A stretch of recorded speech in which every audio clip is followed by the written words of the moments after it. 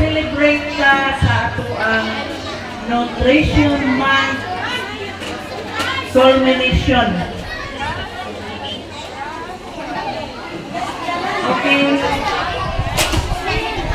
First and foremost, to our Congresswoman of our province, Honorable Congresswoman Naka Bacao,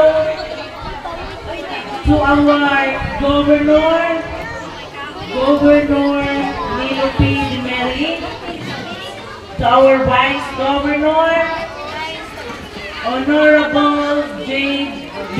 Leo, to our Mayor in the Municipality of San Jose, Mayor Kiking Zoniga,